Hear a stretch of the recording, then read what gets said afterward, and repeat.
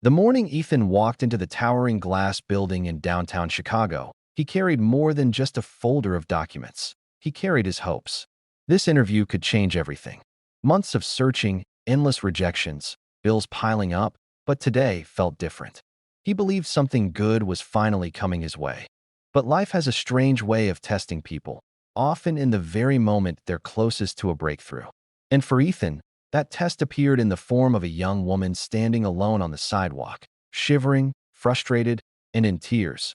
Before we begin, make sure to subscribe, like, and comment to support StorySphere. Your engagement helps us bring more emotional and inspiring stories to life. Ethan had arrived early for his interview, hoping to review his notes one last time. But when he saw the girl struggling to collect the papers the wind had stolen from her hands, something inside him shifted. Her bag had ripped open, scattering files across the street. People walked past her as if she were invisible. Without thinking twice, Ethan rushed toward her. "Hey, don't worry. I've got these," he said as he chased a few sheets that danced near the curb. The girl sniffed, embarrassed. "Thank you, my presentation is in less than an hour. This is such a mess." Ethan knelt beside her, helping organize the papers in order. "It's okay. We'll fix it." Deep breaths. His voice was calm, steady, exactly what she needed. He offered his folder so she could secure her documents inside it. Then, after noticing she was trembling, he gave her his jacket. She looked at him with surprised gratitude. "You're incredibly kind. I don't know how to thank you." Ethan smiled. "Just do great in your presentation." By the time he finished helping her, Ethan realized something terrible. He was now late. Very late. His interview was scheduled for 8:30 a.m. It was 8:49. He sprinted toward the building, heart racing. Maybe they would understand. Maybe they would give him a chance to explain. When he reached the 22nd floor, out of breath and sweating, the receptionist looked at him with a sympathetic frown. "Sir, the hiring board waited for 15 minutes. They've already moved on to the next candidate." Ethan's chest tightened. This had been his last shot. His savings were almost gone. "Can I still talk to someone? Just to explain?" he asked desperately. She shook her head. "I'm so sorry." Defeated, Ethan walked toward the elevator. Kindness had cost him everything today. But as the doors closed, he reminded himself of something his mother used to say: "You never lose by being good." He stepped outside into the chilly air, feeling the weight of life sitting heavily on his shoulders. He started walking home, rehearsing how he would break the news to his mom.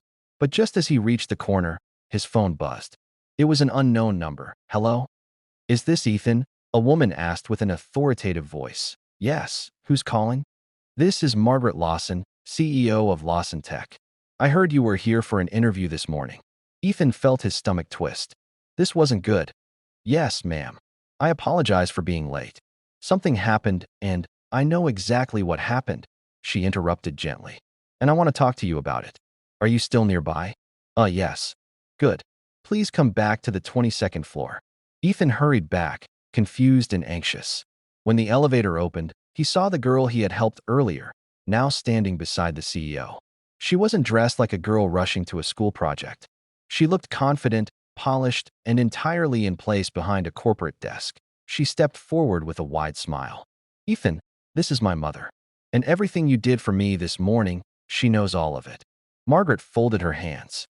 "My daughter told me how you didn't hesitate to help her, even when you had somewhere important to be. Most people walk by when kindness is inconvenient. You didn't." Ethan swallowed hard. "Anyone would have helped." The CEO shook her head. "No, they wouldn't. But you did. And that tells me everything I need to know about your character." She glanced at her assistant. "Prepare the employment forms. We're hiring him." Ethan stood frozen. "Wait, seriously?"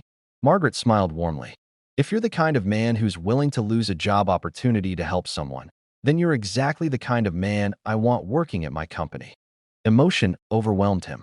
The job he thought he'd lost was now his because of the very act he feared had ruined everything. As he left the office later that day, with a new position, a fresh start, and a renewed belief, he realized something powerful. Sometimes kindness doesn't pay off immediately. Sometimes it looks like a loss. But the universe has a way of circling back, returning to you what you gave, often multiplied. And for Ethan, one simple act of kindness didn't just change his day. It changed his entire future. Let this be a reminder.